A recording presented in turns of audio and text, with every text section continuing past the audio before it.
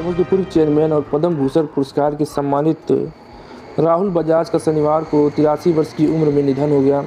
इसे लेकर बजाज ग्रुप ने बताया, दुख के साथ आपको सूचित किया जाता है कि स्वर्गीय रूपा बजाज के पति और राजीव, दीपा, संजीव, सोफाली और सुनैना मनीष के पिता श्री राहुल बजाज का निधन हो गया है। उद्योग जगत में महत्वपूर्ण योगदान रहा है। उद्योगपति राहुल बजाज के निधन पर गडकरी। बजाज समूह के पूर्व चेयरमैन और पद्म भूषण पुरस्कार से सम्मानित राहुल बजाज के निधन पर केंद्रीय मंत्री नितिन गडकरी ने संवेदना व्यक्त करते हुए कहा कि उनके साथ मेरे अनेक वर्षों से व्यक्तिगत संबंध रहे हैं। बकौल गडकरी, विगत 5 दशकों के से बजाज ग्रुप का नेतृत्व करने वाले राहुल जी का उद्योग जगत में महत्वपूर्ण योगदान रहा है। बायोकॉन की कार्यकारी चेयरपर्सन किरण मजूमदार शाह ने बजाज समूह के पूर्व चेयरमैन राहुल बजाज के निधन पर दुख जताते हुए कहा, मैं टूट चुकी हूँ। वह मेरे प्रिय मित्र थे और उनकी बहुत याद आएगी। उन्होंने कहा, देश ने एक महान सपूत और राष्ट्र निर्माता खो दिया है। ओम शांति बजाज का 83वां वर्ष की उम्र निधन हो गया है। महाराष्ट्र के मुख्यमंत्री उद्धव ठाकरे ने शनिवार को घोषणा की कि बजाज समूह के पूर्व चेयरमैन और पद्म भूषण से सम्मानित राहुल बजाज का अंतिम संस्कार पूरे राजकीय सम्मान के साथ किया जाएगा। उद्योगपति का शनिवार को 83वीं वर्ष की उम्र निधन हो गया। बजाज समूह ने बताया कि निकटतम पारिवारिक सदस्यों की उपस्थिति में उनका निधन हुआ है। राष्ट्रपति रामनाथ कोविंद और प्रधानमंत्री नरेंद्र मोदी ने बजाज समूह के पूर्व चेयरमैन राहुल बजाज के निधन पर शोक जताया है। राष्ट्रपति ने कहा, उनका कैरियर देश के लिए कॉर्पोरेट सेक्टर के उदय और जन्मजात ताकत को दर्शाता है। वहीं प्रधानमंत्री ने ट्वीट किया, राहुल जी को कॉमर्स और उद्योग जगत में उनके उल्लेखनीय योगदान के लिए याद किया जाएगा।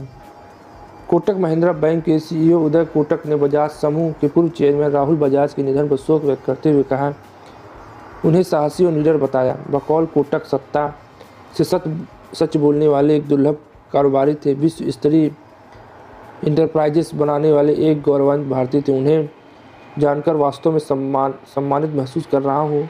उनकी कमी महसूस होगी। कांग्रेस नेता अंबलिक देवरा ने बजाज ग्रुप के पूर्व चेयरमैन राहुल बजाज के निधन पर उनकी पुरानी तस्वीर ट्वीट कर लिखा है, देश में सबसे खराब बोलने वाले उद्योगपति नहीं रहे। उन्होंने आगे लिखा, हम में से कई लोगों को मालूम था कि राहुल अंकल की तबीयत ठीक नहीं है, लेकिन निधन की खबर एक शॉक की तरह है। उद्योगपति राहुल बजाज के निधन के बाद महिंद्रा ग्रुप के चेयरमैन आनंद महिंद्रा ने कहा, मुझे दिग्गजों का सहयोग मिला। उन्होंने कहा, धन्यवाद राहुल भाई, मुझे भरपूर सहयोग देने के लिए, सलाह देने के लिए, उत्साहित करने के लिए, मजबूत बनाने के लिए, प्रोत्साहित करने के लिए।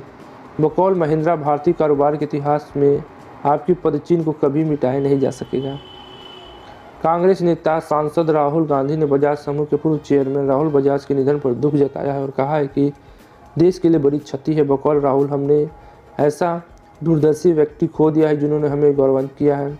उनके परिवार परिजनों के प्रति संवेदना है। हरदीप सुरजेवाला ने कहा, भारत राष्ट्र निर्माण के प्रति उनकी गहरी प्रतिबद्धता को याद करेगी। सीबीआई ने एबीजी शिपयार्ड, इसके पूर्व एमडी ऋषि कमलेश अग्रवाल और अन्य के खिलाफ 28 बैंकों से 22,842 करोड़ की धोखाधड़ी के आरोप में केस दर्ज किया है।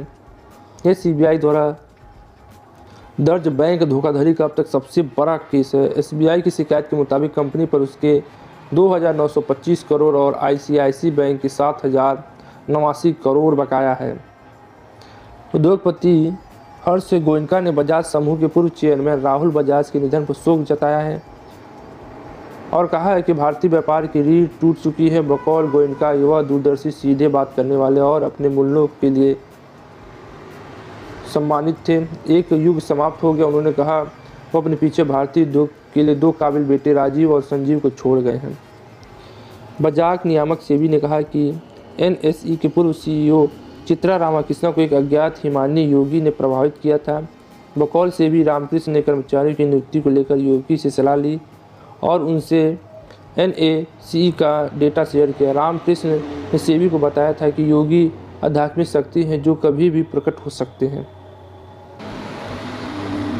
शार्क टैंक इंडिया के जज और भारत पे के संस्थापक अश्नील ग्रोवर ने शो को जज अनुपम मित्तल को लेकर कहा, उनको मैं पहले से जानता था। मैंने एक बार भारत पे के लिए उनसे पैसे जुटाने की कोशिश की थी। बकौल अश्नील आखिरकार मुझे बाहर से पैसे मिल गए तो मैंने उनसे लिया नहीं, उनको 2 बार पिच प्रस्ताव किया था। आज के लिए बस इतना ही। जय हिंद, जय भारत।